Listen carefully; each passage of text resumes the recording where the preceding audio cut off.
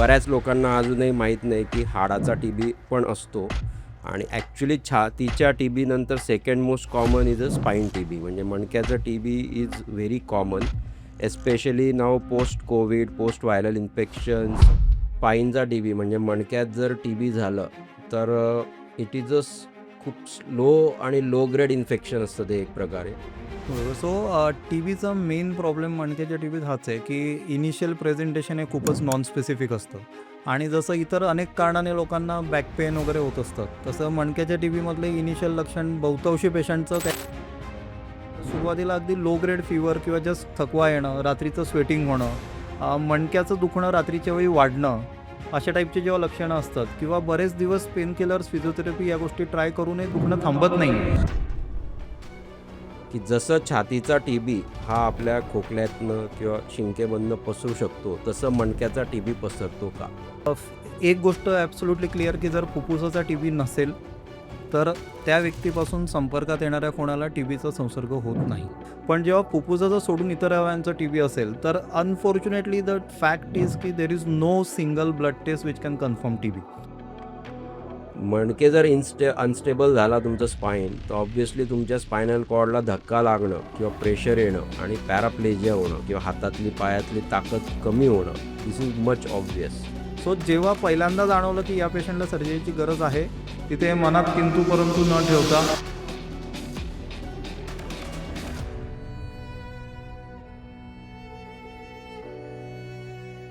नमस्कार, मी doctor Rahul Chaudhari, consultant spine surgeon. मी मणिपाल हॉस्पिटल बाणेर येथे कार्यरत आहे. पुन्हा एकदा आपलं स्वागत आहे माझ्या पॉडकास्ट मज्जेराज्जू आणि बरंच काही. तर आजचा आपला टॉपिक आहे मणक्याचा TB, tuberculosis of the spine. प्रत्येकाने छातीचा टीबी किंवा चेस्ट टीबी हे बऱ्यापैकी ऐकलेलं आहे आणि इट इज व्हेरी कॉमन की आपल्याला छातीचं टीबी होतं आणि त्याची ट्रीटमेंट आपण घेतो. पण बऱ्याच लोकांना अजूनही माहीत नाही की हाडाचा टीबी पण असतो आणि ॲक्च्युली छातीच्या टीबीनंतर second most common is a spine TB. म्हणजे मणक्याचा TB is very common, especially now post COVID, post viral infections किंवा दुसऱ्या काही प्रकारच्या आजारांमुळे ह्या गोष्टींचं प्रमाण बऱ्यापैकी वाढलेलं आहे. तर आपण आज हा टॉपिक पूर्णपणे डिटेलमध्ये डिस्कशन करणार आहोत की कोणत्या गोष्टींमुळे आपल्याला टीबी होऊ शकतो, काय काय रिस्क फॅक्टर्स आहेत, याचं डायग्नोसिस आम्ही कसं करतो, नंतर याची स्पेसिफिकली जर ट्रीटमेंट प्रोटोकॉल म्हणाल तर maximum is a medical treatment, पण काही काही केसेसमध्ये आम्हाला सर्जिकल ट्रीटमेंट पण करावी लागते. सो हे सर्व गोष्टी आज आपण डिटेलमध्ये डिस्कस करणार आहोत आणि आपल्याला आज याच्याबद्दल डिटेल डिस्कशन करायला आपल्या स्टुडिओमध्ये आलेले डॉक्टर पियुष चौधरी. यांचा 10 वर्षाचा एक्सपिरियन्स आहे. हे कन्सल्टंट इन्फेक्शियस डिसीज स्पेशालिस्ट आहेत. ते पुण्यामध्ये सध्या प्रॅक्टिस करत आहेत आणि आपण थोडक्यात त्यांच्याकडनं एक जाणून घेऊयात. नमस्कार डॉक्टर पियुष. नमस्कार.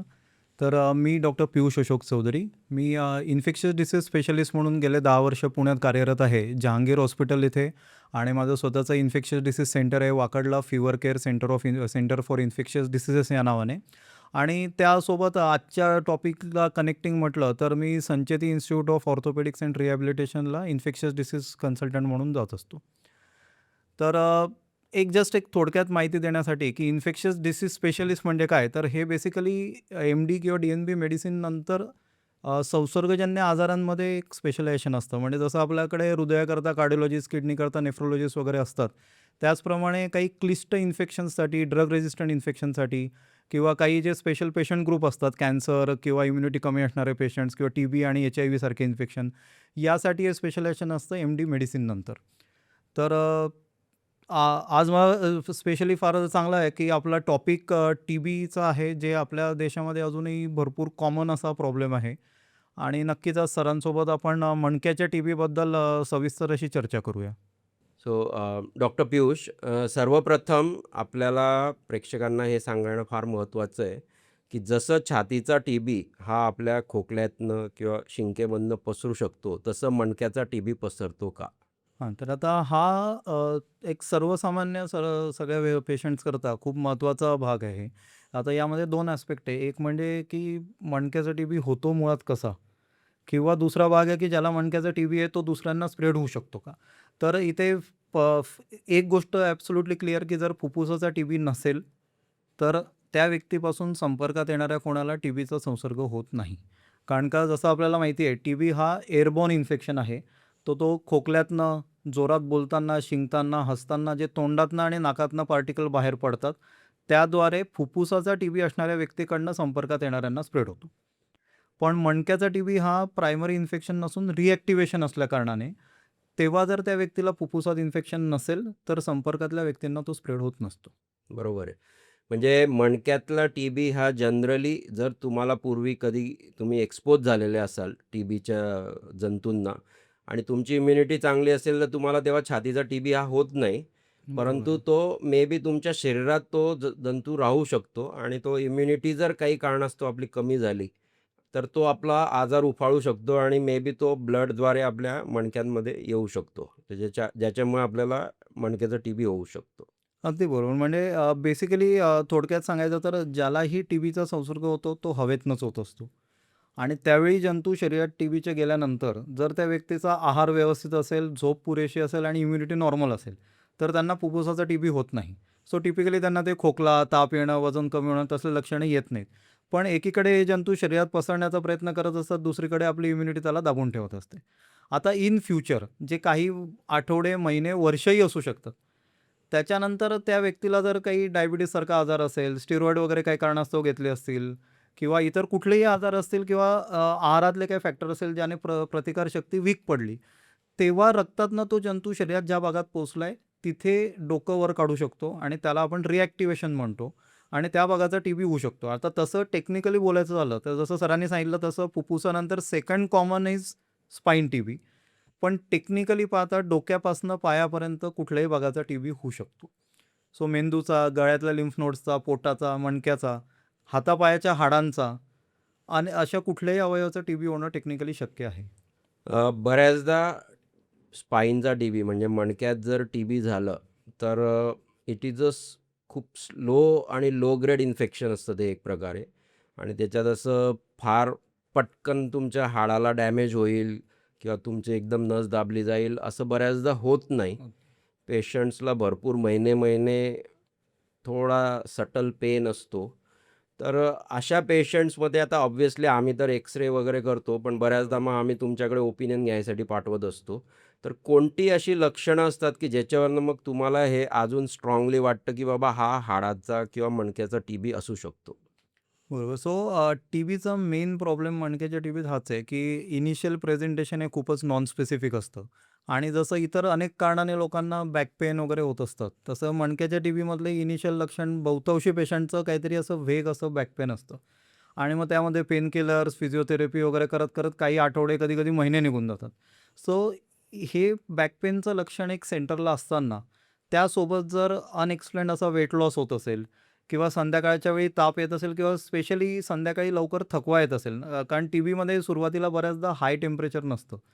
त्यामुळे सुरुवातीला अगदी लो ग्रेड फीवर किंवा जस्ट थकवा येणं, रात्रीचं स्वेटिंग होणं, मणक्याचं दुखणं रात्रीच्या वेळी वाढणं, अशा टाईपची जेव्हा लक्षणं असतात किंवा बरेच दिवस पेन किलर्स, फिजिओथेरपी या गोष्टी ट्राय करूनही दुखणं थांबत नाही आहे. ते परत-परत वाढतंय ट्रीटमेंट थांबवल्यावर. तर तशावेळी योग्य तो डॉक्टरांचा सल्ला घेऊन इमेजिंग करणं हे आपल्याला हेल्पफुल असतं. कारण दुसरा जो भाग सरांनी म्हटला, की कालांतराने मणक्याला डॅमेज होणं, न्यूरो डेफिसिट होणं, ते झाल्यानंतर टीबी डायग्नोज करण्यात खरं तर काही मजा नाही. म्हणजे कारण डॅमेज ऑलरेडी झालेला असतो. झालेला असतो. नाही बरोबर आहे. कारण एस्पेशली आता मी पण इथे माझ्या प्रॅक्टिसमधनं मी एवढं डेफिनेटली सांगू शकतो, की आपण अर्ली याच्यात पण कसं थोडंसं डिफरन्शिएट करू शकतो. तर बेसिकली 2 प्रकारचे पेन्स आम्ही डोक्यात आमच्या असतात विचारात, की एक म्हणजे ॲक्टिव्हिटी रिलेटेड मेकॅनिकल हं, बॅक हं. पेन म्हणतो आपण, की बाबा मणके झिजलेत आणि मग आपण कामं वगैरे करतो. मग आपल्याला त्या मणक्यांवरती लोड येतो. मग तिथून आपल्याला पेन्स होतात. जनरली आपण मग आराम केला, की आपल्याला बरं वाटतं. पण याच्या विरुद्ध जर आपल्याला इन्फेक्शन रिलेटेड जर पेन असेल, की ज्याच्यामुळे जर आपल्याला मणक्यात दुखत असेल, तर एक म्हणजे रेस्टिंग पेन असतो. म्हणजे तुम्ही जरी आराम करत असले, तरी पण तुमचं पेन कमी होत नाही आहे. नंतर इट्स नॉट नेसेसरी की तुम्ही काही ॲक्टिव्हिटी केली म्हणूनच तुम्हाला पेन होईल. बऱ्याचदा तो persistent, constant nagging pain continuous तुमच्या कंटिन्युअस बॅकमध्ये तो चालूच राहतो आणि सर्वात महत्त्वाचं म्हणजे मेकॅनिकल किंवा झीज रिलेटेड पेन जो आहे तो रात्री तुम्ही झोपले, की तुम्हाला शांत येस. झोप लागते, तुम्हाला पेन्स होत नाहीत. याउलट जर इन्फेक्शनचं पेन असेल, तर एस्पेशली नाईट क्राईज म्हणतो आम्ही, हं. की नाईटमध्ये बऱ्याचदा मसलचं जे गार्डिंग असतं आपल्या मणक्याच्या अवतीभोवतीचे जे मसल्स आहेत, ते थोडे रिलॅक्स झाले, की there is some friction happens at the level of the vertebral bodies किंवा त्या बोनी तिथे फ्रिक्शन होतं, ज्याच्यामुळे पेन्स होतात आणि suddenly they get up from their sleep due to that severe pain. तर याला आम्ही नाईट पेन किंवा नाईट क्राईज म्हणतो, which is a very specific for infections किंवा मग कधी-कधी ट्यूमर्स पण ट्यूमर्स. याच्यात पण आम्हाला बघायला मिळतं. पण this is very different from the mechanical back pain. आता तुमच्याकडे परत येतो, की कोणते-कोणते असे रिस्क फॅक्टर्स आहेत किंवा अशा कंडिशन्स आहेत, की ज्याच्यामुळे पण आपल्याला ह्या याचं सस्पिशन वाढून जातं, की मणक्याचा टीबी ह्या पेशंट्सला होऊ शकतो. बरोबर. सो जसं आपण अगोदर म्हटलो, की फुफ्फुसाचं सोडून इतर कुठल्याही अवयवाचा जेव्हा टीबी असेल, तर तो रिॲक्टिव्हेशनमुळे होतो. म्हणजे कुठेतरी आपल्या इम्युनिटीचा जो त्यावरचा कंट्रोल असतो, तो वीक झालेला असतो. सो त्याच्यात सगळ्यात कॉमन आपल्याकडे म्हणजे अनकंट्रोल्ड डायबिटीज. दुसरं सगळ्यात कॉमन म्हणजे मालन्यूट्रिशन. सो आजकाल डाएटबद्दल खूप सारे वेगवेगळे आपण म्हणू शकतो, काही चुकीच्या, काही बरोबर अशा बऱ्याच फॅड आहेत. सो त्यामुळे वेगवेगळ्या न्यूट्रिएंट्सची deficiency, specially proteins, iron, anaemia वगैरे होणं. आणि त्यानंतर आजकाल बरेच पेशंट कॅन्सर्स वगैरे सोबत अनेक वर्ष जिवंत राहतात. कारण का ती प्रायमरी आजाराची त्यांची ट्रीटमेंट झालेली असते. पण त्यांची कुठेतरी इम्युनिटी वीक होते. सो तसे पेशंट्स. नंतर आजकाल आपल्याकडे संधिवात, आमवात अशा आजारांचे जे जे रुमॅटॉइड आर्थरायटिस, एसएलई अशा आजारांचे पेशंट भरपूर आहेत, की ज्यांना जी ट्रीटमेंट दिली जाते ती स्पेसिफिकली इम्युनोसप्रेशन गटातली असते. सो अशी ट्रीटमेंट चालू असताना प्लस जे 65-70च्या वरचे एल्डरली लोक आहेत, अशा व्यक्तींमध्ये जेव्हा कुठेतरी तो इम्युनिटीचा भाग वीक पडतो, तेव्हा तो अनेक वर्ष दाबून राहिलेला जो टीबी आहे, तो रिॲक्टिव्हेट होतो आणि त्यावेळी जर तो मणक्याला पोचला असेल, जिथे की आपल्याला माहिती आहे की व्हर्टिब्राला बऱ्यापैकी चांगला ब्लड सप्लाय असतो आणि त्यामुळे ते जंतू हेमॅटोजिनसली सहजपणे मग बोनपर्यंत जाऊ शकतात आणि मग त्यामुळे तिथला टीबी रिॲक्टिव्हेट होऊन मणक्याला टीबी उद्भवतो. बरोबर आहे. म्हणजे बेसिकली ब्रॉडली बऱ्याचदा जर आपण बघितलं, तर other medical serious medical conditions किंवा प्रोलॉन्ग स्टिरॉइड यूज आणि बऱ्याचदा स्ट्रेसमुळे पण जर तुमची इम्युनिटी कमी झाली, तर तुम्हाला कधी-कधी हे रिॲक्टिव्हेशन होऊ शकतं आणि you can land up with this serious serious problem. Problems. Yes. तर डेफिनेटली जर आपल्या म्हणजे आता if we have a strong suspicion, तर what kind of test you usually advise to these patients? Yes. So हे अतिशय महत्त्वाचं आहे कारण की जसं सरांनी अगोदर सांगितलं की आपण बऱ्याच वेळी क्रोनिक बॅक पेनच्या पेशंटला एक्स-रे करत असतो. बट आता इन्फेक्शन पॉइंट ऑफ व्ह्यू जर मी बोलायचं झालं तर जर if we are able to diagnose or see changes of infection on x-ray, then perhaps we are already late. Yes. So actually the initial more sensitive investigation ज्याला early changes pick होऊ शकतात, that is MRI. Okay. आणि मग त्यामध्ये with contrast, without contrast depending upon the patient symptoms आणि आपल्याला काय कारणाकरता बाकी म्हणजे न्यूरो डेफिसिटबद्दल बघायचं आहे, नाही आहे, त्यावर ते अवलंबून असतं. सो एम-आर-आय करू शकत नसलो काही कारणास्तव, काही इम्प्लांटेबल डिव्हाइस आहे, काही आहे, तर त्या केसेसमध्ये आपण कॉन्ट्रास्ट सिटीचा वापर करू शकतो. आणि त्यासोबत एक्स-रे ऑफकोर्स स्पाईनचे ओव्हरऑल अलाइनमेंट आणि गॅप्स कमी जास्त झाले त्या गोष्टींवर गाईड करतं. पण इन्फेक्शनचे अर्ली चेंजेस एक्स-रेवर दिसत नाहीत. त्यामुळे I would say first prefer modality would be MRI. बरोबर आहे. डेफिनेटली आता कसं आहे, हे पेशंट माझ्याकडे येतात, मी त्यांचे एक्स-रेज आणि एम-आर-आय आपण करत असतो whenever we have a strong suspicion. पण just for the patients information, आता मी तर टर्शरी केअरमध्ये so I have all the facilities available. पण बऱ्याचदा पेरिफरीमध्ये काय होतं, की images X-rays are almost negative yes. Early स्टेजेसमध्ये. एम-आर-आयला काय आहे, की कधी-कधी खर्च जास्त असतो किंवा तिथले डॉक्टर्स सांगत पण नाही, की एम-आर-आय करून टाका लगेच, कारण तेवढं सस्पिशन स्ट्राँग नसतं. नसतं. तर what kind of blood test किंवा बऱ्याचदा ते मॉन्टूस टेस्ट करून वगैरे हं, हं, येतात. हं. तर ह्या टेस्टचं किती महत्त्व आहे तो आपल्या प्रॅक्टिसमध्ये किंवा किती फ्रिक्वेंटली तुम्ही ह्या गोष्टी ॲडवाईस करतात? येस. सो हा अतिशय आणखी टीबीबद्दल महत्त्वाचा मुद्दा आहे. कारण का लंग्सच्या टीबीला जर आपण कंपेअर केला, तर प्रत्येक गोष्ट तिथून सुरू होत असल्याने आपण तिकडेच जातोय, की तिथे सहजपणे कफ्स काढून स्पुटम टेस्ट किंवा जो बेडका निघतो त्याची टेस्ट करून टीबी डायग्नोज करणं अगदी सोपं असतं. कुठलीही प्रोसिजर लागत नाही. बऱ्याच वेळी इमेजिंगही एक्स-रे पलीकडे काही लागत नाही. पण जेव्हा फुफ्फुसाचं सोडून इतर अवयवांचा टीबी असेल, तर अनफॉर्च्युनेटली द फॅक्ट इज की there is no single blood test which can confirm TB. So आता जसं सरांनी सांगितलं, की मांटूस टेस्ट किंवा जी ट्युबरक्युलिन स्किन टेस्ट जिथे स्किनमध्ये ते एक इंजेक्शन देऊन ती रीडिंग आपण 48 तासाला घेतो किंवा इग्रा, टीबी गोल्ड, टीबी प्लॅटिनम अशा फॅन्सी नावांच्या बऱ्याच टेस्ट पॅथॉलॉजी लॅब्सकडे अवेलेबल असतात. तर यातली कुठलीही टेस्ट आत्ताचा ॲक्टिव्ह टीबी, पूर्वी टीबी होऊन गेला आहे आणि पेशंट बरा झाला आहे किंवा पूर्वी फक्त टीबीचे जंतू शरीरात गेलेत, आपल्या इम्युनिटीने त्याला रिॲक्ट केलं आणि कंट्रोल केलं. या तिन्ही सिच्युएशनमध्ये डिफरन्शिएट करू शकत नाही. सो थोडक्यात या दोन्ही टेस्टमध्ये टीबीचा जंतू जर शरीरात गेला असेल आणि आपल्या प्रतिकारशक्तीने त्याविरुद्ध रिॲक्ट केलं आहे, तर ही टेस्ट पॉझिटिव्ह येते. मग त्या व्यक्तीला ॲक्टिव्ह टीबी असू देत, लेटंट असू दे किंवा मांटूससारखी टेस्ट इव्हन BCGच्या लसने पण पॉझिटिव्ह येऊ शकते, जी आपण सगळ्यांनीच घेतलेली असते. So these are not reliable at all. आणि in fact it is not very uncommon की या टेस्ट निगेटिव्ह आहे म्हणून टीबी मिस झाला किंवा या पॉझिटिव्ह आहे म्हणून टीबी डायग्नोज केला आणि नंतर काहीतरी वेगळंच निघालं. या दोन्ही सिच्युएशन आपण फार कॉमनली डे टू डे बरोबर. प्रॅक्टिसमध्ये बघतो. आता दुसरी महत्त्वाची गोष्ट, की बऱ्याचदा जर आपण MRI केलेला असला, तर आता माझ्याकडे पण पेशंट्स येतात, की त्यांनी एक्स-रे, MRI केलं आहे आणि डॉक्टरांनी सांगितलं आहे तुम्हाला मणक्याचा टीबी आहे आणि स्टॅट त्यांना बरोबर. आपण टीबीचे मेडिसिन्स वगैरे चालू करून टाकतो. Without any other further investigations किंवा काही न करता सरळ त्यांना टीबीच्या गोळ्या चालू करून टाकतो. तर आत्ता करंट प्रॅक्टिसमध्ये हे कितपत योग्य आहे? Yes. So he method may be 20-30 वर्षापूर्वी कदाचित पार्शियली का होईना ओके असेलही. पण आता जर बघितलं तर याच्यात 2-3 वेगवेगळे अँगल आहेत. एक म्हणजे तसं केल्यानंतर म्हणजे प्रत्येक मणक्याचं इन्फेक्शन टीबी नसतं. ओके. सो आता एक वेगळ्या दृष्टीने सांगायचं झालं तर MRI म्हणजे आपल्याला फक्त पिक्चरची स्टोरी दाखवतो आणि जे ॲक्च्युअल टिश्यू डायग्नोसिस आहे, तो त्या स्टोरीमागचं मॉरल आपल्याला सांगतो, की एक्झॅक्ट कशामुळे ते चित्र तसं दिसतंय. सो MRIचं काम आहे, की मणक्यामध्ये कुठे काही डॅमेज आहे का दाखवणं आणि कुठल्या लेव्हलला डॅमेज आहे, किती प्रमाणात आहे आणि त्या पुढे जाऊन काही कॉम्प्लिकेशन्स आहेत का ते दाखवणं.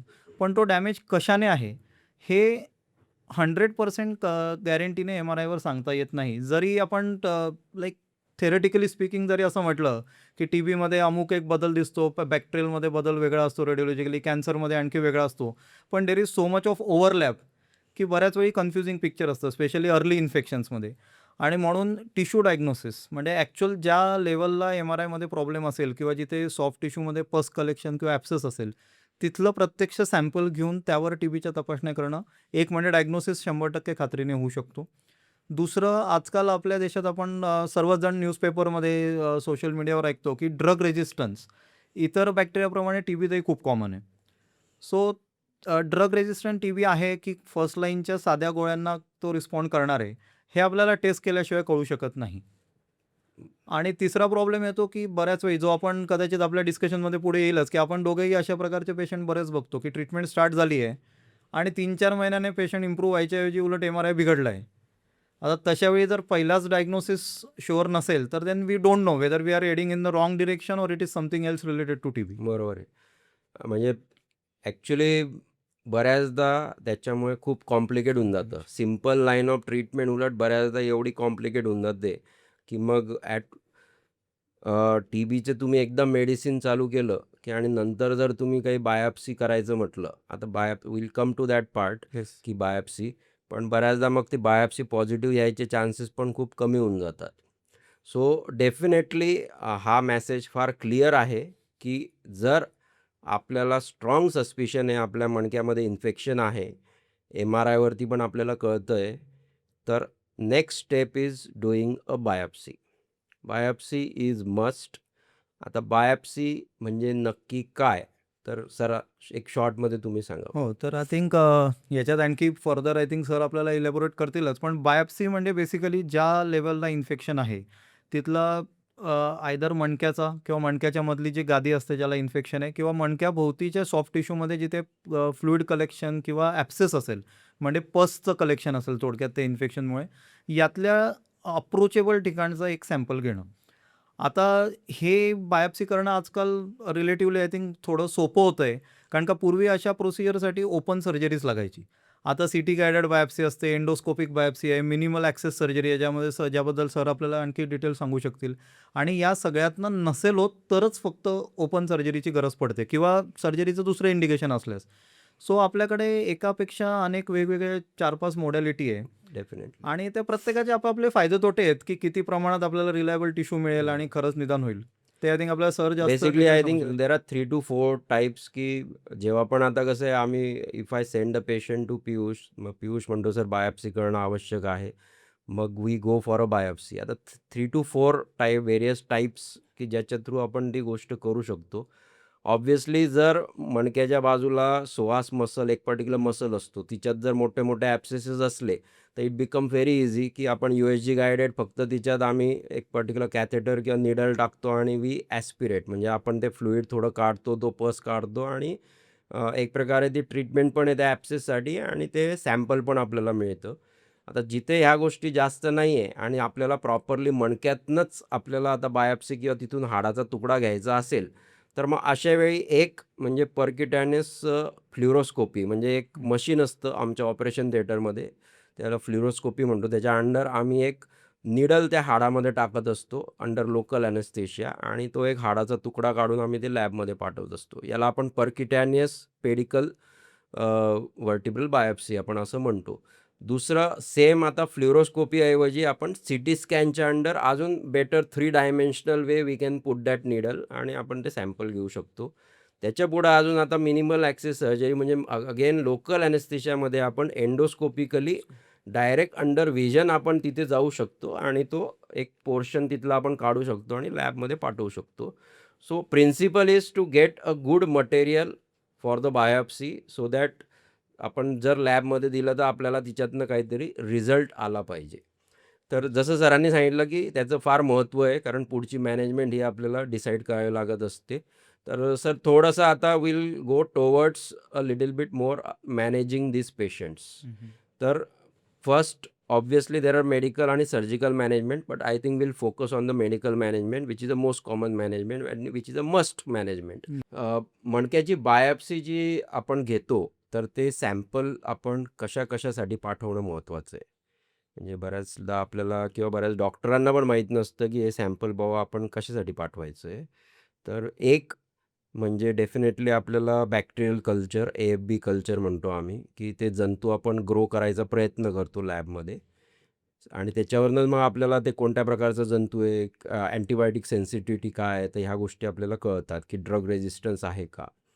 सेकंड थिंग इज की आपण हिस्टोपॅथॉलॉजिकल म्हणजे त्याचं आपण टिश्यूचं अजून डिटेलमध्ये आपण त्याचं पाहणी करतो, की तिच्यात काही पर्टिक्युलर TB रिलेटेड स्पेसिफिक आपल्याला पेशीज दिसत आहे का. कारण कधी बऱ्याचदा कल्चर्स निगेटिव्ह येतात एवढं सर्व करून पण, किंवा त्यांनी पूर्वी ऑलरेडी जर TBची ट्रीटमेंट घेतलेली असेल तर मग ते जंतू ग्रो होत नाहीत. मग अशा वेळी आम्हाला हिस्टोपॅथवर रिलायबिलिटी आमची वाढून जाते. तर मग हिस्टोपॅथमध्ये डेफिनेटली ते स्पेसिफिक पेशीज जर आम्हाला आढळल्या तर मग again it confirms our diagnosis. दुसरा अजून एक जीन एक्सपर्ट स्टडी आहे, की क्विक आहे ती, म्हणजे विदिन 24-48 आवर्समध्ये आपल्याला लगेच समजतं, की बाबा तुम्हाला TB आहे किंवा नाही आहे. तर मेनली ह्या प्रकारच्या टेस्ट आपण त्या टिश्यूवरती रन करत असतो, की जिच्यातनं आपल्याला एक प्रॉपर डिरेक्शन मिळते, की ती ट्रीटमेंट आपण कशी करावी. येस. सर जेव्हा पण आपण हे पेशंट्स आता लेट्स से बायोप्सीवर प्रूव्ह झालेलं आहे, so how do you go about it? How you counsel the patients? What things needs to be done? आणि how you start the therapy? Yes. So एकदा का आपलं एकदम कन्फर्म टिश्यू डायग्नोसिस झाला असेल आणि फक्त MRIवर नसेल, तर जसं सरांनी सांगितलं medical management is a must. So anti TB drugs म्हणजे ज्याच्यात टिपिकली फर्स्ट लाईनमध्ये जर का फर्स्ट लाईनची औषधं काम करत असतील, तर 4 फर्स्ट लाईन ड्रग्सचं कॉम्बिनेशन असतं. याचा उद्देश हा असतो, की TBचे जंतू हे हळूवार वाढणारे जंतू असतात आणि त्यामुळे औषधं पण त्यावर हळूवार काम करतात. सो आपण जर रूटीन बॅक्टेरियाशी कंपेअर करायचं म्हटलं, तर जितके रॅपिडली बॅक्टेरिया मल्टिप्लाय होतात, तितकं ते मल्टिप्लिकेशन थांबवणारे औषधं त्या बॅक्टेरियाला लवकर मारू शकतात. आणि जितके टीबीचे बॅक्टेरिया जितके स्लोली वाढतात, तितकेच त्याला वेगवेगळ्या प्रकारे थांबवणारे मल्टिपल औषधांचं कॉम्बिनेशन लागतं. अदरवाईज जो मागे राहिलेला जंतू आहे, तो जर इंडिव्हिज्युअल 1-1, 2-2 औषधांना एक्सपोज होत राहिला, तर तो त्याच्याविरुद्ध रेझिस्टंट बनतो आणि मग ती औषधं इन फ्युचर काम करत नाहीत. So first thing is combination therapy, ज्यामध्ये 4 औषधांचं टिपिकली कॉम्बिनेशन असतं. सेकंड इम्पॉर्टंट गोष्ट इथे फार महत्त्वाची आहे, ती म्हणजे या औषधांचा डोस हा वजनाप्रमाणे असतो. आता हा फॅक्टर लंग्स सोडून इतर अवयवांच्या टीबीमध्ये खूप महत्त्वाचा आहे. कारण बरेचसे स्पाईनचे टीबी, हाडांचे टीबी आणि इतर एक्स्ट्रा पल्मोनरी टीबीचे पेशंट आहेत. ते 80, 90, कधी-कधी 100 किलो किंवा त्याच्यापेक्षा जास्तही असतात. लंग्सच्या टीबीप्रमाणे त्यांचं काही असं सिग्निफिकंट वेट लॉस नेहमी असेलच असं नसतं. सो त्यामुळे आपल्याला या औषधांचा डोस हा त्यांच्या वेटनुसार ॲडजस्ट करावा लागतो आणि त्या वेट बँडनुसार तो कॉम्बिनेशन थेरपीचा डोस आपल्याला देणं गरजेचं आहे. तिसरी गोष्ट आहे की एकही दिवस न चुकवता ती गोळी कंटिन्यू करणं गरजेचं आहे. आता या दरम्यान इतर बऱ्याच गोष्टी येतात की ते आपल्याला काय-काय साईड इफेक्ट होऊ शकतात त्याची पेशंटला माहिती देणं. म्हणजे एक बेसिक गोष्ट म्हणजे सकाळी जी आपण गोळी घेतो, त्याच्याने युरिन थोडी ऑरेंज कलरची होते. तर त्या गोळीतला बेसिकली रंग आहे जो पाण्यात विरघळून लघवीद्वारे बाहेर पडतो. It's a harmless thing. कारण हे जर पेशंटला आपण नाही सांगितलं तर आय हॅव हॅड पेशंट्स की जे दुसऱ्या दिवशी घाबरून आलेत की मला लघवीमध्ये रक्त जायला लागलं. कालपर्यंत काही नव्हतं. पण या व्यतिरिक्त काही गोष्टी आहेत ज्या हार्मफुलही असू शकतात. सो ॲलर्जी झाल्याने रॅशेस येणं, इचिंग होणं किंवा रिपीटेडली व्हॉमिटिंग होणं, 1-2% लोकांमध्ये लिव्हरवर परिणाम होऊन कावीळ होणं किंवा एक 2 ते 3% व्यक्तींमध्ये युरिक ॲसिड वाढून जॉइंट पेन स्टार्ट होतात. म्हणजे जिथे ओरिजिनल पाठीचं दुखणं होतं ते बाजूलाच आहे आणि इतर सांधे दुखायला सुरुवात होतं. आणि रेअर लाखात एखाद्याला त्यातल्या एका गोळीने डोळ्याच्या पडद्यावर साईड इफेक्ट होऊ शकतो. सो याची फक्त पेशंटला कल्पना असली पाहिजे. पण बाय एंड लार्ज यातल्या मेजॉरिटी गोष्टींकरता गोळी बंद करण्याची गरज पडत नाही.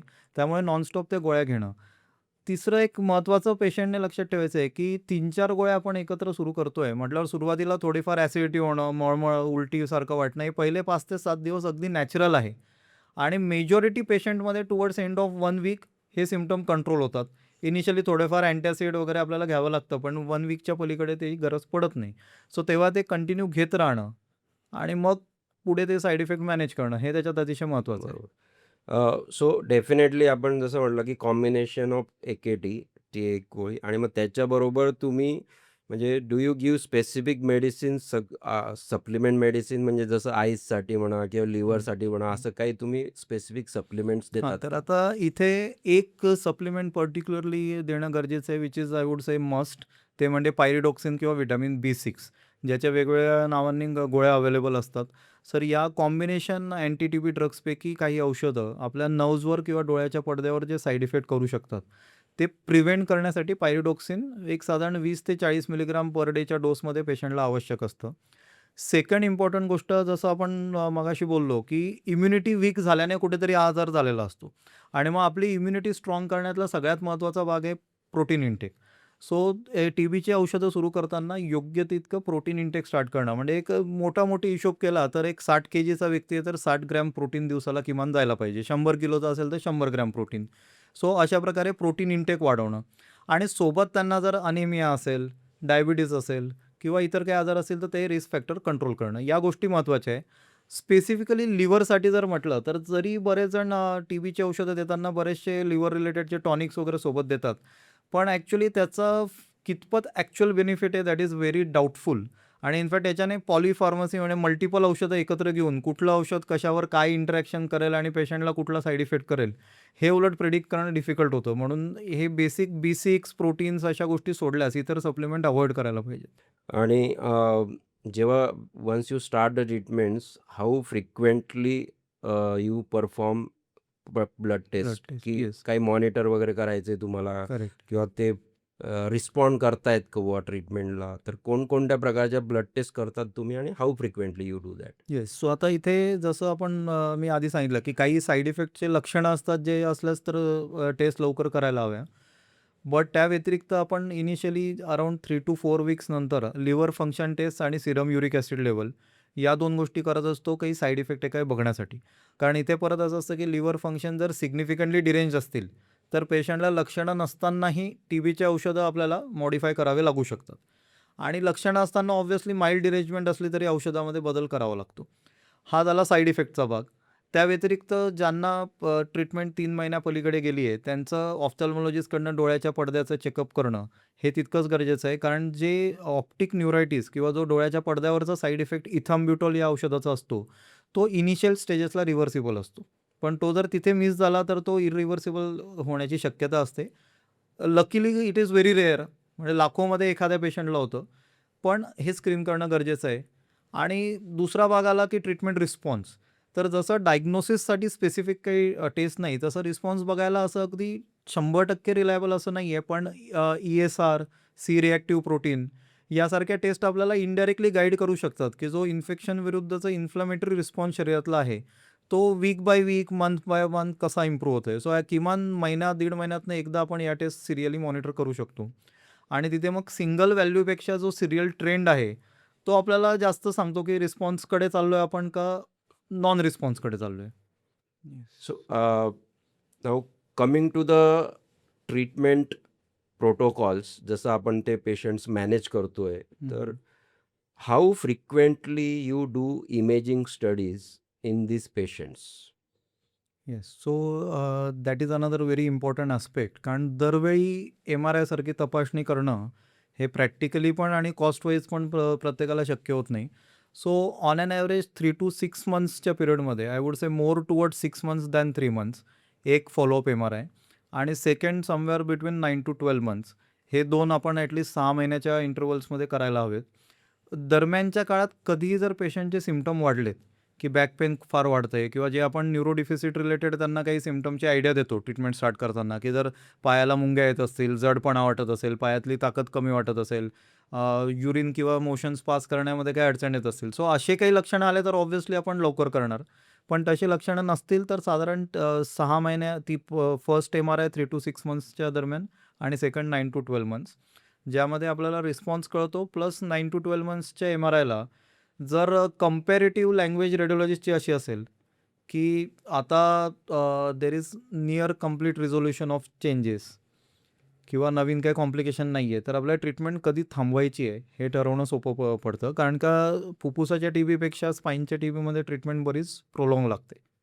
आणि हे सगळे MRI करताना 2 गोष्टी सगळ्यात महत्त्वाच्या आपण लक्षात ठेवायच्या आहे, की MRI or radiology always lags behind the clinical recovery. म्हणजे कधी पहिले पेशंट बरा होणार आहे आणि मग MRIवर इम्प्रूव्हमेंट दिसणार आहे, whether it is 6 months, 12 months or any interval. आणि second, in very early part of TB म्हणजे पहिल्या 3 ते 4 महिन्यामध्ये MRIवर इनफॅक्ट पॅराडॉक्सिकली पस कलेक्शन्स किंवा जी व्हर्टिब्रल बॉडीच्या लेवलला सूज दिसते, ती कमी होण्याऐवजी वाढलेली दिसू शकते. त्यामुळे आपल्याला MRI खूप लवकरही करायचा नाही आहे आणि जेव्हाही MRI करू त्याला क्लिनिकल कॉन्टेक्स्टमध्ये आपल्याला ॲनालाइज करायचं आहे. नाही, हे फार बऱ्याचदा कन्फ्युजिंग असतं. म्हणजे पेशंट्स आपण ट्रीटमेंट चालू करतो आणि एक कोणीतरी मग त्यांना सांगतं की तुम्ही MRI करून घ्या, आता 2 महिन्याची ट्रीटमेंट झाली आहे. They do the MRI. मग ते रेडिओलॉजिस्ट पण दे मेन्शन की as compare to the previous MRI, बाबा हे वाढलेलं आहे, ॲप्सेस वाढलं आहे, एडिमा म्हणजे सूज वाढलेली आहे. पेशंट घाबरून जातात. पण जर क्लिनिकली पेशंटनी चांगला रिस्पॉन्स दिलेला असेल 2 महिन्यात, म्हणजे त्याची भूक इम्प्रूव्ह झालेली असेल, वजन वाढत असेल, पेन्स कमी झालेले असतील, तर बऱ्याचदा हे MRI पिक्चर जे आहे, हे आम्ही असं म्हणतो की त्यांनी जेव्हा मेडिसिन चालू करतात त्या TBच्या, तेव्हा बऱ्याचदा लिक्विफॅक्शन होत असतं. म्हणजे इनिशियली ती गोष्टी जी आहे ती थोडीशी वाढत असते, ते ॲप्सेस मे बी, आणि नंतर ते श्रिंक होत असतं. तर that's why we never usually suggest the patient to do the MRI in first 3 months. म्हणजे unless there is some different indication की बाबा पेशंटचा पेन वाढला आहे किंवा पेशंटची ताकद कमी झाली आहे हातापायांमधली, तर that is a different part. But otherwise we don't never suggest very early imagings because it causes more confusion to the patients. I think you will agree with me yes, on this. Definitely. आणि याला आपण म्हणजे आम्ही medical याच्यात पॅराडॉक्सिकल response म्हणतो, म्हणजे विरोधाभास. So basically त्यात असं होतं, की आपली प्रतिकारशक्ती आणि TBचे जंतू यांच्यातल्या इंटरॅक्शनमुळे बऱ्याचदा तिथलं इन्फ्लमेशन वाढून सूज, पसचं कलेक्शन हे सगळं वाढतं आणि अगोदर थोडा सॉलिड फॉर्ममध्ये असलेला पस लिक्विफाय व्हायला स्टार्ट होतो. सो विरोधाभास हा असतो, की पेशंटचे लक्षणं इम्प्रूव्ह होत आहेत, जसं सरांनी सांगितलं की वजन, भूक लागणं वगैरे सगळे, पेन कमी होणं. पण MRIमध्ये वर्सनिंग दिसतंय. बरोबर आहे. Coming to the further management, आता आपण जेव्हा मेडिसिन्स चालू करतो तेव्हा टप्प्याटप्प्याने बऱ्याचदा आपण ते मेडिसिनचे डोसेज कमी करणं किंवा नंबर ऑफ मेडिसिन्स कमी करणं, तर हेही गोष्टी आपण पेशंटला ॲडवाईज करत असतो. येस. तर कशा प्रकारे तुम्ही म्हणजे व्हॉट यू ॲडवाईज, किती फ्रिक्वेंटली पेशंटने तुमच्याबरोबर फॉलोअप केलं पाहिजे आणि how you go on decreasing those medicines? Yes. So सुरुवातीच्या 3 महिन्यामध्ये ज्याला टिपिकली आपण पहिले 2 ते 3 महिन्यामध्ये ट्रॅडिशनली आपण त्याला इंटेन्सिव्ह फेज ऑफ ट्रीटमेंट म्हणतो आणि 2 ते 3 महिन्यानंतरची म्हणजे कंटिन्युएशन फेज. सो सुरुवातीला त्यांना आपण जसं बोललो 4 औषधांचं कॉम्बिनेशन असतं. ज्यातलं एक औषध पायराझोनामाइडचं दुसऱ्या किंवा कधी-कधी एक्स्ट्रा पल्मोनरीमध्ये 3 महिने झाल्यानंतर आपण बंद करतो. डोसबद्दल बोलायचं झालं तर जे औषध अगोदर वजनाप्रमाणे समजा 600 mgने सुरू केलं असेल, तर ते 600चं 500 किंवा 400 होत नाही अनलेस पेशंटचं वजन सिग्निफिकंटली बदललं नसेल. इनफॅक्ट इथे there is other way around, की जर पेशंटला सुरुवातीला टीबीमुळे सिग्निफिकंट वेट लॉस असेल आणि ट्रीटमेंट स्टार्ट केल्यावर 3-4 महिन्याने 8-10 किलोच्या पटीने जर वजन वाढलंय, तर आपल्याला डोस वाढवण्याची इनफॅक्ट गरज पडते. नंबर ऑफ मेडिसिन्स 4 वरनं 3 होतात आफ्टर 3 मंथ्स आणि मग ते ट्रीटमेंटच्या एंडपर्यंत जे की टिपिकली 9 to 12 मंथ्स आपण स्पाईनच्या टीबीमध्ये देतो. तर तिथपर्यंत 3 औषधं कंटिन्यू राहतात. बट डोस हा दर व्हिजिटला पेशंटच्या वेटनुसार चेंज करावा लागतो. आणि मग इथेच पेशंटचं वजन कसं बदलतंय आणि पेशंटला काही साईड इफेक्ट आहे का? ज्या दोन्ही गोष्टी पहिल्या 3 महिन्यात जास्त कॉमनली होतात. म्हणून पहिले 3 महिने मंथली फॉलोअप पेशंटने ठेवायला हवा. जेणेकरून आपण साईड इफेक्टही मॅनेज करू शकू आणि औषधांचा डोसही. आणि 3 महिन्यापासून ट्रीटमेंटच्या एंडपर्यंत किमान 2 ते 3 महिन्यातनं एकदा जरी पेशंटने फॉलोअप केला तरी तो पुरेसा असतो. बरोबर आहे. सो टिपिकली आणि एक अजूनही डायलेमा आहेच, की छातीचा टीबी बऱ्याचदा ते म्हणतात, की 6 महिन्याचं मेडिसिन येस. घेतलं म्हणजे संपलं. संपलं. पण हाडाच्या टीबीमध्ये आपण ऑब्झर्व्ह केलंय, की डेफिनेटली 6 महिन्याची ट्रीटमेंट तर भरपूर कमी होऊन जाते. खूप कमी. म्हणजे ती एवढी कमी तर मी कधीच देत नाही. पण व्हॉट इज युअर आयडियल, म्हणजे किती ड्युरेशनपर्यंत ॲक्चुअली ही ट्रीटमेंट घेतली पाहिजे आपण? येस. सो आता जर आपण इनिशियल टेस्ट केल्यानंतर खात्रीशीर प्रूव्ह केलं असेल, की फर्स्ट लाईनचे औषधं काम करतायत, तर bare minimum is 9 to 12 months. आणि आपल्याकडे आपले दोघांचे बरेच असे पेशंट झाले, की जिथे आपल्याला कधी-कधी 15 महिन्यापर्यंत, 16 महिन्यापर्यंत ट्रीटमेंट द्यावी लागली. आता याची काही कारणं असतात. म्हणजे जरी मणक्यातल्या गादीला वगैरे पण ब्लड सप्लाय खूप असला, तरी फुफ्फुसाचा ब्लड सप्लाय त्यापेक्षा कैक पटीने जास्त असतो. आणि त्यामुळे कुठलीही औषधं फुफ्फुसात फार लवकर आणि पुरेशा लेव्हलने पोहोचतात आणि जंतू लवकर क्लिअर होतात. पण लंग्स सोडून इतर कुठल्याही अवयवाचा टीबी आणि त्याच्यात स्पेसिफिकली बोनचा आणि मेंदूचा टीबी, इथे औषधं तितके नीट पोहोचत नाहीत. आणि त्यामुळे जंतू क्लिअर व्हायला वेळ लागतो. आणि त्यामुळे तिथे ट्रीटमेंट ही आपल्याला जास्त मेजॉरिटी केसेसमध्ये I would say 12 months is the usual norm. 9 महिन्यातही बंद करणं बऱ्याचदा शक्य होत नाही. बरोबर आहे. बरं आता ॲट द एंड पेशंट म्हणतो, की आता आपण त्याला सांगतो, की तुमचा टीबी हा पूर्णपणे बरा झालेला आहे. MRIमध्ये पण काही सूज दिसत नाही आहे. त्यांना पण चांगला रिस्पॉन्स आलेला आहे आणि आता we are coming to stop the treatment. याच्यानंतर तुम्ही पेशंटला फॉलोअपला यायला सांगतात का? का फक्त पेशंटला सांगता, की तुम्हाला काही त्रास झाला तरच येऊन मला भेटा? आता इथे थोडंसं आपण इतर कॉम्प्लिकेशन्सकडे जाऊ. म्हणजे जसं आता मी माझ्या म्हणजे आय-टीतले स्पेशली आपले बरेच पेशंट असतात. त्यांना सांगत असतो, की जसं कॉम्प्युटरमध्ये सॉफ्टवेअर इश्यू आणि हार्डवेअर इश्यू हे 2 वेगवेगळ्या गोष्टी आहेत. सो जसं तिथे एक पर्टिक्युलर कुठला अँटीव्हायरस टाकल्याने एखादी कीबोर्डवरचं खराब झालेलं की रिपेअर होत नसतं. तसं काहीसं इथे आहे, की मी जेव्हा त्यांना मेडिसिन्सच्या फॉर्ममध्ये ट्रीटमेंट दिली आहे, ते जंतूला मारणार आहेत. आणि जंतूंनी पुढे फर्दर डॅमेज होऊ देणार नाही हे इन्शुअर करणार आहे. पण जो डॅमेज ऑलरेडी झाला असेल आणि जो टीबीमध्ये फार कॉमनली होतो, तर तो स्ट्रक्चरल डॅमेज त्या औषधांनी बरा होणार नसतो. म्हणजे it's like a hardware issue. So ती स्ट्रक्चरल स्टेबिलिटी आणि जे इरोजन्स वगैरे काय झालेले असतात आणि म्हणजे स्पाईनची इन्स्टेबिलिटी किंवा पोटेन्शियल नर्व्ह कंप्रेशन यासारखे कॉम्प्लिकेशन मेडिकली स्पीकिंग गोळ्या संपलेल्या असूनही होण्याची शक्यता असते. सो मेजॉरिटी पेशंटला 18 मंथ्सच्या टाईमला म्हणजे साधारण 6 महिने ट्रीटमेंट संपल्यानंतर किमान एकदा तरी आपण इन पर्सन फॉलोअप करायला सांगतो आणि बऱ्याच वेळी तेव्हा गरज असल्यास इमेजिंगही आपण रिपीट करत असतो. बरोबर. I think we are definitely moving towards थोडं surgical surgical aspect of this treatment. I think medical aspect maximum सर्व आपण कव्हर केलेलं आहे. पण मग डेफिनेटली पेशंट तुमच्याकडे येऊन विचारतोच, की आता हे टीबीचा जंतू आहे, आपण औषध घेतोय, जंतू आपण मारलेला आहे, तर मग इथे सर्जरीची काय काय काम आहे? काम सो हा प्रश्न तुम्हाला कॉमनली विचारत असेल. So yes. When do you advise during the treatment I am talking, की ह्यावेळी बाबा एखादेच you have to send that patient to me, yes. की नाही एखादेच सर याला परत आपण ऑपरेशन लागू शकतंय. सो हे पेशंटला केव्हा तुम्हाला सांगावं लागतं? राईट. सो ट्रीटमेंट दरम्यान जर म्हणायचं झालं तर एक सगळ्यात इम्पॉर्टंट गोष्ट असते की जर पेशंटला जसं सरांनी मगाशी सांगितलं होतं की सॉस मसलमध्ये ॲप्सेस असतो. पण त्या व्यतिरिक्त कुठे एपिड्युरल स्पेसमध्ये, पॅरास्पायनल स्पेसमध्ये खूप मोठा ॲप्सेस जर असेल, तर in a way surgery is a part of treatment in terms of source control. कारण का तिथे जर त्या ॲप्सेसला आपण ड्रेन करू शकलो बाय व्हॉटएव्हर मेथड्स, म्हणजे he is the better just to decide की काय मेथडने तो ड्रेन करायचा आहे, depending upon the patients radiology, medical factors आणि फिटनेस फॉर सर्जरी वगैरे. पण तिथे तो पस कमी झाल्याने 2-3 गोष्टी होतात. एक म्हणजे तितके जंतू गोळ्यांचा इफेक्ट होण्यापूर्वीच तिथनं कमी झालेले असतात. उद्या जाऊन जर तो ॲप्सेस खूप मोठा होता आणि तिथलं जसं आपण म्हटलो, की सूज किंवा ते लिक्विफॅक्शन वाढून त्याचं प्रेशर वाढणार असेल, तर पोटेन्शियल जो मज्जारज्जूवर किंवा तिथनं येणाऱ्या नर्व्हजवर कंप्रेशन येणार असतो, तो त्याच्याने अव्हॉइड होऊ शकतो. आणि थर्ड पार्ट ऑफकोर्स एकदम ऑब्व्हियस न्यूरोलॉजिकल डेफिसिट्सचा असतो, जिथे स्पाईनमध्ये जी डिफॉर्मिटी होते किंवा टीबीचा आजार हा टिपिकली जी आपल्या मणक्यांची गादी असते त्याच्या भोवतीच्या भागामध्ये जास्त असतो. कारण तिथे ब्लड फ्लो जास्त असल्याने हे जंतू तिथे लवकर पोचतात. आणि त्या ज्या गादीची जी झीज असते किंवा मणक्याच्या त्या एजेसची जे इरोजन्स असतात, त्यामुळे बऱ्याचदा आपण बघतो की गॅप्स कमी होतात आणि त्यामुळे त्या गॅप्समधनं येणाऱ्या ज्या नर्व्हज आहेत, त्या कंप्रेस होण्याची रिस्क ही वाढते. आणि तशा प्रकारे कोणाला जर जर स्पायनल डिफॉर्मिटी असेल, तर त्यामुळे होऊ शकणारा किंवा ऑलरेडी झालेलं पार्शियली किंवा कंप्लीटली नर्व्ह कंप्रेशन ज्यामुळे डेफिसिट्स येतात. या कारणाकरता आपण स्पाइन सर्जनकडे त्यांना रेफर करतो. आणि दुसरा एक इम्पॉर्टंट भाग आहे की न्यूरो डेफिसिट नसूनही कधी-कधी इन्स्टेबिलिटीमुळे पेन हा कंपोनंट फक्त गोळ्यांनी मॅनेज होत नाही. बरोबर आहे. म्हणजे त्याला काहीच पॉवर नॉर्मल असेल, सेन्सेशन नॉर्मल असेल, पण पेनच मॅनेज होत नाही. तर तशा वेळी सरांकडे आपण नेहमीच पेशंटला पाठवत असतो.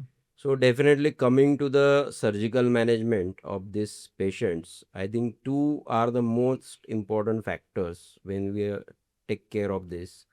One thing is there is a destruction of the bone, म्हणजे इन्फेक्शनमुळे तुमचं हाडच खाल्लं गेलंय आणि देर इज अ स्पायनल इन्स्टॅबिलिटी, म्हणजे तुमचे मणके आता हल्लमडुल्ला झालेले आहेत आणि मणक्यांच्या मधनं तुमची मज्जारज्जू जाते. सो व्हेनेवर युअर मणके जर अनस्टेबल झाला तुमचं स्पाईन, तर ऑब्व्हियसली तुमच्या स्पायनल कॉर्डला धक्का लागणं किंवा प्रेशर येणं आणि पॅराप्लेजिया होणं किंवा हातातली पायातली ताकद कमी होणं, दिस इज मच ऑब्व्हियस.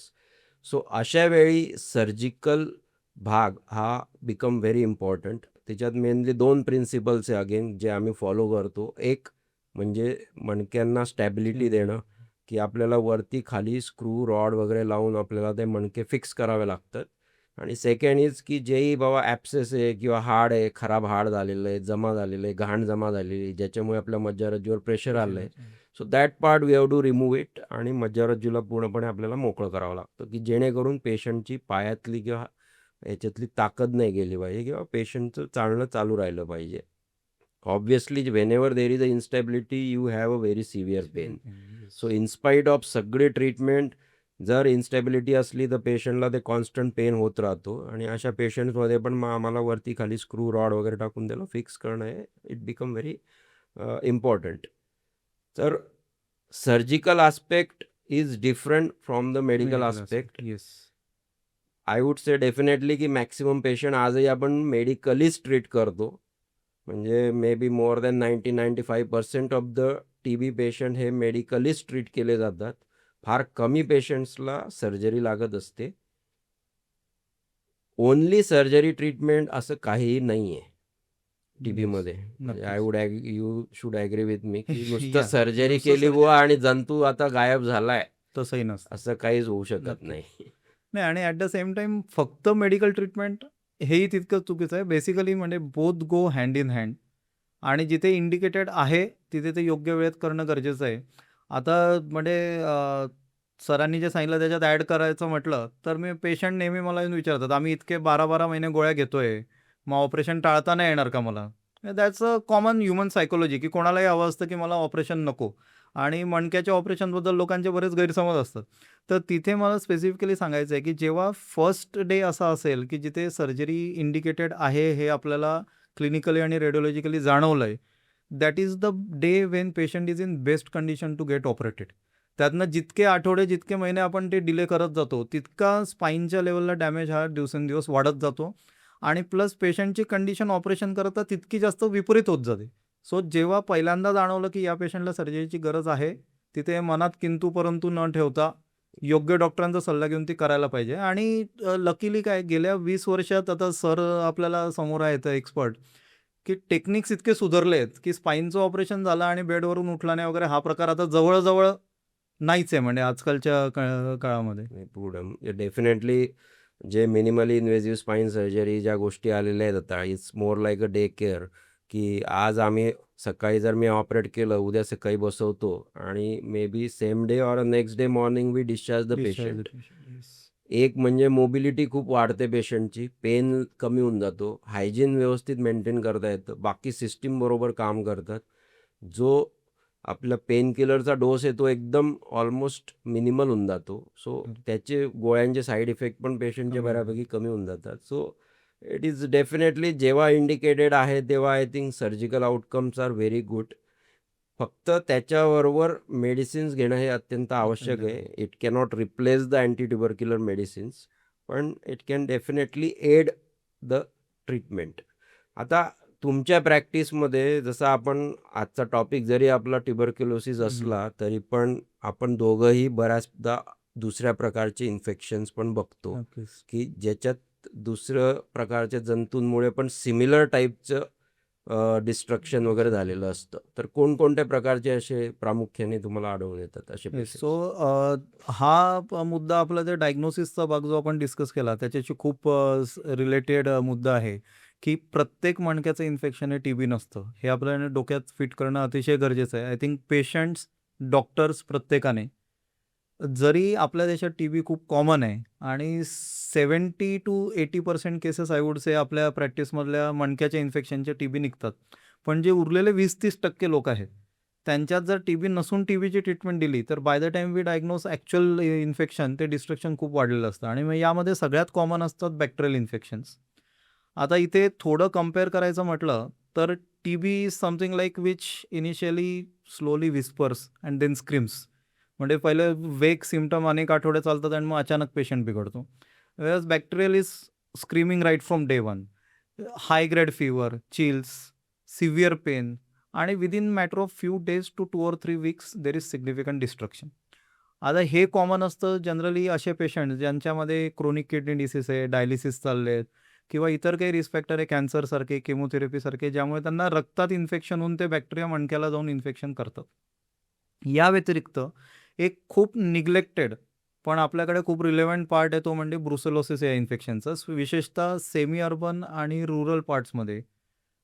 जिथे जनरली फार्मर पॉप्युलेशनमध्ये किंवा जिथे शेळ्यांचे, मेंढ्यांचे रेअरिंग केलं जातं, ज्यांच्याकडे त्याच्या गोठे वगैरे असतात, त्या पॉप्युलेशनमध्ये ब्रुसेलोसिस हे इन्फेक्शन मणक्यांमध्ये विशेषतः कमऱ्याचा मणका आणि खुब्याच्या जॉईंटमध्ये खूप कॉमन असतं. सो जेव्हा मणक्याचं इन्फेक्शन दिसतंय पण ते टीबीच्या टिपिकल थोरॅसिक किंवा थोरॅकोलंबार रिजनमध्ये नसून जास्त लंबोसेक्रल आहे किंवा सोबत हिपला किंवा सॅक्रोइलियाक जॉईंटला पण इन्फेक्शन आहे, तशावेळी हे इन्फेक्शन आपल्याला हे करावं लागतं. आणि याच्यात एक महत्त्वाची गोष्ट मला स्पेसिफिकली मेन्शन करायची आहे, की समहाऊ गेल्या 5-6 वर्षात मी बघतोय अर्बन पॉप्युलेशनमध्ये ब्रुसेलोसिस बरंच वाढलं आहे. कारण का आपण बघतो की इव्हन आपल्यातल्या खूप अर्बन आणि वेल टू डू फॅमिलीजमध्ये नॉन पाश्चराइज मिल्क घेण्याचं आहे. डायरेक्ट मिल्कमॅनकडनं दूध घेतलं, की त्याच्यात भेसळ नसते वगैरे अशा कारणांमध्ये आणि मग त्यातनं ब्रुसेलासारखे इन्फेक्शन होण्याची रिस्क काही प्रमाणात का होईना नक्कीच वाढली आहे. डेफिनेटली. आय थिंक आजच्या पॉडकास्टमध्ये आपण बऱ्यापैकी सर्व गोष्टी कव्हर करण्याचा प्रयत्न केला आहे. तरी जाता-जाता जर प्रेक्षकांना तुम्ही एक शॉर्टमध्ये समराईज जर करायचं झालं, की मणक्याचा टीबी, तर याबद्दल आपण कसे सांगणार? येस. सो सगळ्यात पहिला मुद्दा म्हणजे खोकला नसून आणि लंग्स नॉर्मल असूनही टीबी असू शकतो. ज्यामध्ये स्पाईन हे सेकंड सगळ्यात कॉमन ठिकाण आहे जिथे टीबी होतो. दुसरं म्हणजे टी बीचं निदान कुठल्याही ब्लड टेस्टमधून किंवा फक्त MRI, CT स्कॅन, एक्सरेवरून होत नाही. जर मणक्याचा टी बी सस्पेक्टेड असेल तर योग्य ते स्पाईन सर्जन किंवा डॉक्टरांशी संपर्क करून बायोप्सी नक्की करा आणि बायोप्सीत सगळ्या टेस्ट नक्की पाठवा. थर्ड स्टेप, एकदा का टी बी डायग्नोज केला आहे तर त्याची पूर्ण 9 ते 12 महिने जी काय ॲडवाईस ट्रीटमेंट आहे तुमच्या वजनानुसार ती कंप्लीट करा आणि टाईम टू टाईम तुमच्या डॉक्टरांच्या फॉलोअपमध्ये राहा, जेणेकरून अलॉंग द वे जे काही कॉम्प्लिकेशन उद्भवू शकतात, इदर मेडिकल किंवा ट्रीटमेंट साईड इफेक्ट्स रिलेटेड किंवा सर्जिकल कॉम्प्लिकेशन्स, न्यूरोलॉजिकल, की ज्याकरता ऑपरेशनची गरज पडू शकते, त्याकडे आपण बारकाईने लक्ष ठेवू शकतो. आणि last but not the list, T B is 100% curable if we diagnose and treat it properly. पण तितकाच हा आजार खूप जास्त धोकादायक ठरू शकतो जर डायग्नोसिस आणि ट्रीटमेंटमध्ये आपण दुर्लक्ष केलं तर. फार छानरित्या आज आपण सांगितलेलं आहे. सो डेफिनेटली जाता जाता मी एवढंच सांगेल, की मणक्याचा टीबी हा बऱ्याचदा वेल टू डू फॅमिलीजमध्ये पण बऱ्यापैकी होतो आणि असं नाही आहे, की फक्त लो सोशो इकॉनॉमिक किंवा गरिबांमध्येच बाबा टीबी होतो असं काही नाही आहे. दुसरी गोष्ट डेफिनेटली मेडिकल आणि सर्जिकल मॅनेजमेंट हे दोघांचं कॉम्बिनेशन बऱ्याचदा रिक्वायर्ड असतं. मॅक्सिमम पेशंट मेडिकल मॅनेजमेंटनी बरे होतात. काही काही पेशंट्सला जेव्हा मज्जारज्जूचा प्रॉब्लेम होतो तेव्हा मग आम्हाला सर्जरी करणं हे मस्ट असतं. सो एकंदरीत ह्या पॉडकास्टमधनं मी आपल्याला हेच सांगू इच्छितो, की मणक्याचा टीबी हा पूर्णपणे बरा होणारा आजार आहे. फक्त त्याला प्रॉपरली आपण डायग्नोसिस केलं पाहिजे आणि ते याची योग्य ती ट्रीटमेंट आपण पूर्णपणे व्यवस्थित जे ड्युरेशन डॉक्टरांनी सांगितलं आहे तेवढं पूर्ण पाळून ते केलं पाहिजे. म्हणजे आपण पूर्णपणे याच्यातनं मुक्त होतो. सो डेफिनेटली तुम्हाला जर अजून काही प्रश्न पडले असतील तर तुम्ही माझ्या पॉडकास्टवर ते त्याचं क्वेश्चन्स तुम्ही विचारा. मी डॉक्टर पियुष चौधरी यांचं कॉन्टॅक्ट्स ऑब्व्हियसली टाकेल. तुम्ही त्यांनाही डायरेक्ट व्हॉट्सॲपला किंवा ईमेलला त्यांना तुम्ही कॉन्टॅक्ट करू शकतात आणि प्लीज माझ्या चॅनलला तुम्ही सबस्क्राईब करा, कारण मी असंच प्रत्येक एपिसोडमध्ये नवीन नवीन स्पेशालिस्ट घेऊन येतो आणि I try to discuss the topic in detail so that एकदम ऑथेंटिक इन्फॉर्मेशन आपल्याला मिळाली पाहिजे, की त्या आजाराचं एक्झॅक्टली निदान कसं होतं, ट्रीटमेंट कशी होते, तर हे सर्व तुम्हाला व्यवस्थित कळलं पाहिजे. हाच माझा उद्देश आहे. Thank you very much.